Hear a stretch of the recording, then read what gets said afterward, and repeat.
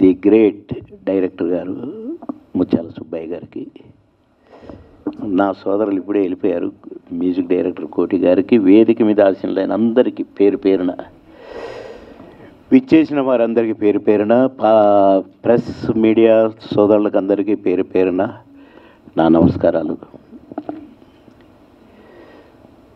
Editor Mohan గారు వారి గురించి చెప్పాలంటే టైం ఏమో సరిపోదు, ఎందుకంటే ఒక సినిమా గురించి చెప్పడానికే సరిపోదు. నేను నటించిన అన్ని సినిమాల గురించి చెప్పాలి అంటే ఆ చెప్పే విషయంలో అసలు ఏదో ఆషామాషాగా చెప్పేటివి కావు. వారు వారి ప్రతిభ,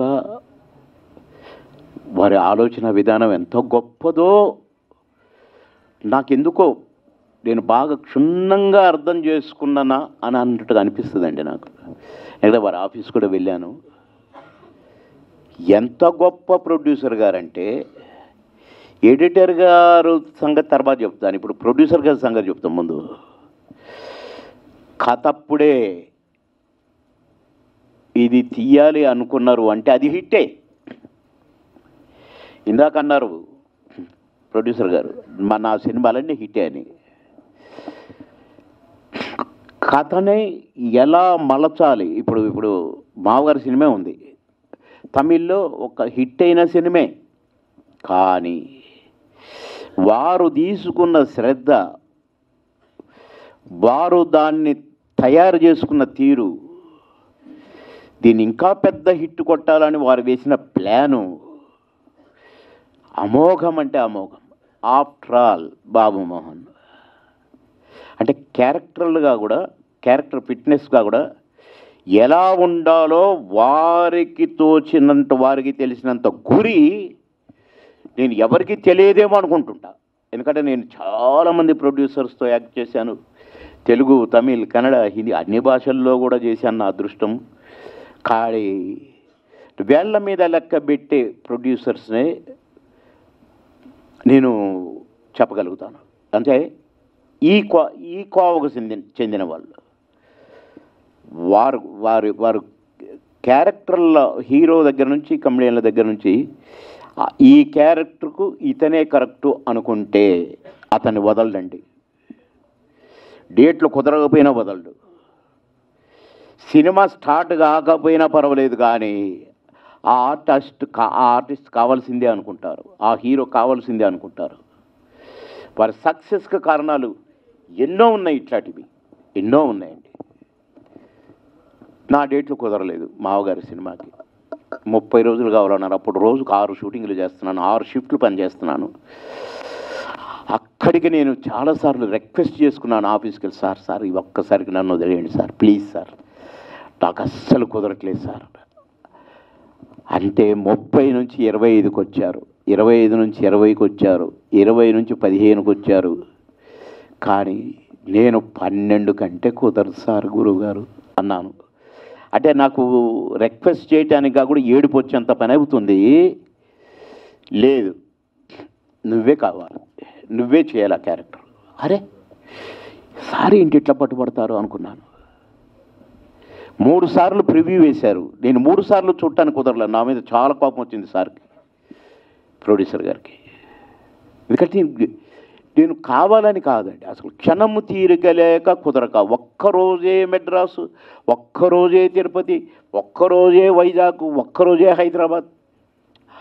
ఆ పొజిషన్లో మళ్ళీ ఎక్కడికి వస్తే అక్కడ 5-6 షూటింగులు. 6వ షిఫ్ట్ 4 to 6 ఉండేది. సరే మొత్తానికి 12, అసలు 30 రోజులు డేట్లు కోటగారిచ్చి, దాసర్ గారిచ్చి, అందరిస్తే నేను 12 రోజులు ఇస్తే అసలు నన్ను పెట్టుకోవచ్చా సినిమాలో? అది అంత క్రమశిక్షణ కలిగిన ప్రొడ్యూసర్ గారు, కమిట్మెంట్ ఉన్న ప్రొడ్యూసర్ గారు. కానీ వారి ధైర్యం ఏంటో పెట్టుకున్నారు. పెట్టుకోవడమే కాదండి, సినిమా రిలీజ్ అయిన తర్వాత నేను వైజాగ్లో ఉన్నాను ఒక షూటింగ్లో. నేను ఆ 2-3 గంటలు ఏదో నాకు కొద్దిగా రెస్ట్ ఇస్తే, అమ్మ 3 గంటలు పండుకుందామని వచ్చాను. తలుపు కొడితే తీశాను. ఎడిటర్ మోహన్ గారు. గుండె జల్లు మనది నాకు. అమ్మ నన్ను తిట్టడానికి వచ్చారు, డేట్ల కాడ కిరికిరి చేశాను, నేను డేట్లు తొందరగా ఇవ్వలేదు, 3 months దాకా నేను డేట్లు ఇవ్వలేకపోయాను అని అనుకుంటే వచ్చి కూర్చున్నారు. కూర్చొని బాబుమోహన్ గారు చాలా బాగా చేశారు అన్నారండి. అసలు అది చెప్పడానికి వైజాగ్ రావాలా? ఎడిటర్ మోహన్ గారు, గ్రేట్ ప్రొడ్యూసర్ గారు. అదే ఒక ప్రశంస నాకు. ఎట్లంటే, నువ్వు సినిమా చూడండి మంచిదైంది, నేను బాగా కోపం వచ్చింది నాకు నీ మీద, అందరూ చూశారు కానీ నువ్వు న్యాచురల్గా చేసినట్టుంది అని చెప్పినా నిన్ను మెచ్చుకున్నారు. అది ప్రొడ్యూసర్ అంటే. ఇన్ని సినిమాలు చేశాను కానీ అట్లా వచ్చి ఒక సినిమా సక్సెస్ అయితే సంతోషపడతారు, సెలబ్రేట్ చేసుకుంటారు. సరే డబ్బులు లేకపోతే అన్నీ ఉంటాయి కానీ ఒక ఆర్టిస్టును ఏదో పని మీద వచ్చారో ఏమో, లేక నా కోసం వచ్చారు కానీ వైజాగ్ వచ్చి ఎక్కడో షూటింగ్లో ఉంటే నన్ను నేనున్న హోటల్కి వచ్చి అభినందించారంటే ఇదిరా ప్రొడ్యూసర్ అంటే, ఇలా ఉండాలి, గ్రేట్నెస్ అంటే ఇది అని చెప్పి నేను చాలా సంతోషపడ్డానండి. అలా చాలా ఉన్నాయి వారి గురించి చెప్పడానికి. కెమెరా పక్కన కూర్చుంటాడండి, డైరెక్టర్ గారు పక్కన ఉంటాడండి, కళ్ళు మాత్రం ఆర్టిస్ట్ మీద ఉంటాయండి. అంటే ఆయన ఏం చేస్తున్నాడు, డైలాగ్ ఎట్లా చెప్తున్నాడు, ఎటు చూస్తున్నాడు, అన్నీ మామూలు అబ్జర్వేషన్ ఉండదండి. 1000 భూతద్దాలు చూస్తుంటాయి. ఆ 1000 భూతద్దాలు చూసేది నటనే కావచ్చునేమో కానీ ఎడిటింగ్ అయిపోతుంటుందండి మైండ్లో. ఎడిటింగ్, ఈ షాట్ ఇక్కడ కరెక్ట్, బాగా ఇది ఇక్కడ దీన్ని సటి పెడితే ఇదే జరుగుతుంటుందండి. సినిమా అయిపోయేసరికి ఎడిటింగ్ అయిపోద్దండి. నెగిటివ్ లాగానే ఉంటుంది కానీ ఎడిటర్ మోహన్ గారి దృష్టిలో సినిమా అయిపోయింది, ఎడిటింగ్ అయిపోయింది, ఆ రీరిక్కడ ఇంకెప్పుడు పోదాం అనే రేంజ్లో ఉంటారండి. ఇది నేను వారిలో గమనించిన గొప్పతనాలు. వారన్ని హిట్లు కొట్టారంటే మాలాంటి వాళ్ళకు మంచి మంచి క్యారెక్టర్లు ఇచ్చి నంది అవార్డులు ఇప్పించారంటే వారి ప్రతిభ, వారి ఆలోచన విధానం, వారి సిన్సియారిటీ, పనే దైవం అంటారు కదా, ఆ దైవంగా పనిని స్వీకరించారు కనుకనే వారు చేయగలిగారండి. ఇట్లా సినిమాకు 1 గంట మాట్లాడితే కూడా సరిపోదు వారి గురించి కనుక వారు అందుకే ఎడిటర్ మోహన్ గారు అయ్యారు. ఎడిటింగ్లో వారిని మించిన వారు అసలు నేను అప్పుడప్పుడు గమనిస్తా, చిన్నగా చూస్తా, అట్లా ఎడిటింగ్ జరుగుతుంది అనుకొని నవ్వుకుంటా. అంటే నాకు ఇష్టము సార్ అక్కడ కూర్చొని చూస్తూ ఆ షూటింగ్ చేస్తుంటే నేను బాగా సంతోషపడేవాడిని. అయితే ఇది ఎందుకు చెప్పానంటే వారేంటనేది అది చెప్పాను.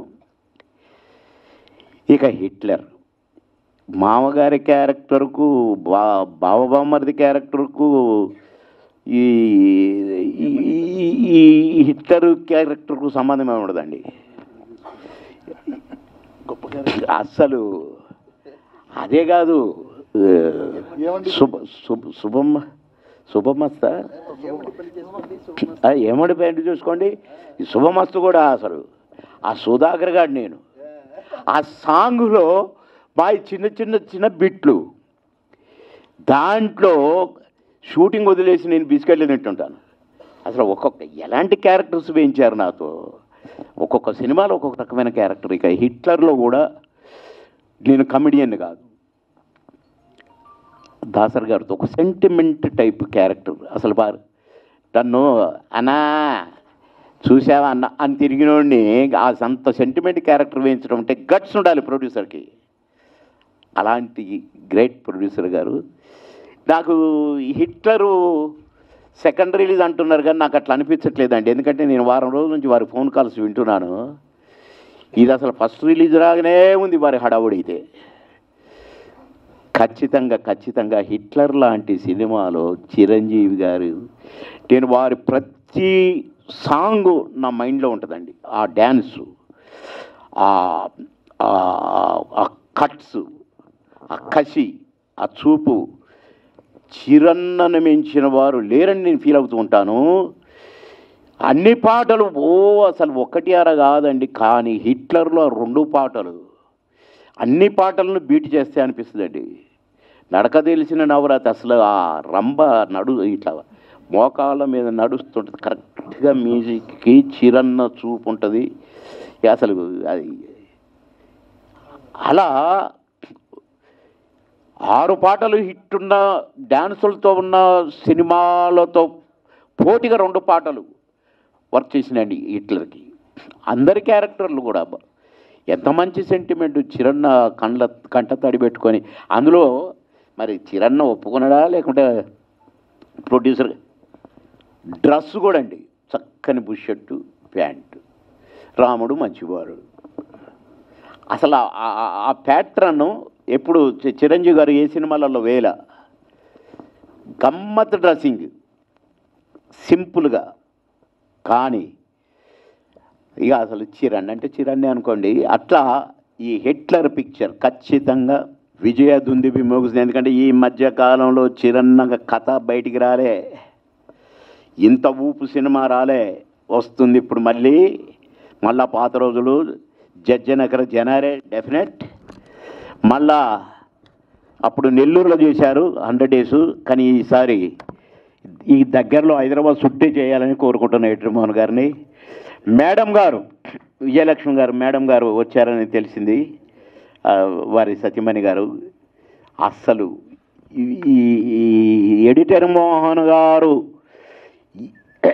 ఇంత పట్టుదలతో పనిచేయటానికి కానీ మొత్తం వెనకాల నాకు ఆ మేడమే అనిపిస్తుందండి. ఎందుకంటే ఉన్నత చదువులు వారు ఉన్నత చదువులు చదివిన చాలా విజ్ఞాని. కానీ వీరి విజయాల వెనుక మాత్రం మేడమే డెఫినెట్గా. ఇక మా రాజా ఉన్నాడు, మా హీరో ఉన్నాడు, వాళ్ళని ఇక్కడి నుండి చూస్తున్నాడు నేను. వారిని కూడా హిట్లర్ గారు లైన్లో పెట్టారు. కొడుకును హీరోగా లైన్లో పెట్టారు హిట్లర్గా, ఒక కొడుకును డైరెక్టర్గా కూడా హిట్లర్గా పెట్టారు. కనుక ఈ సినిమా మళ్ళీ 100 రోజులు ఆడాలి, ఇంకెక్కువ ఆడాలని కోరుకుంటూ వారికి అడ్వాన్స్గా కంగ్రాట్స్ చెప్తూ ప్రేక్షక దేవుళ్ళందరికీ ఈ హిట్లర్ సినిమాను మరొకసారి విజయ దుందుబి మోగించాలి. తమ్ముళ్ళు, అన్నలు, అక్కలు బ్రహ్మాండంగా నవ్వించిన కదా. విజ్ఞప్తి చేసేది ఫస్ట్ టైం ఇన్ని 100 సినిమాల తర్వాత 1800 900 ఉన్నాయి తెలుగు తమిళ్ కన్నడ అన్నీ కలిపితే. కానీ ఫస్ట్ టైం సెకండ్ రిలీజ్ కాదు, ఇది ఫస్ట్ రిలీజ్ అన్నంత విజయాన్ని మీరు ఇస్తారని ప్రేక్షక దేవుళ్ళని కోరుకుంటున్నాను. నమస్కారం.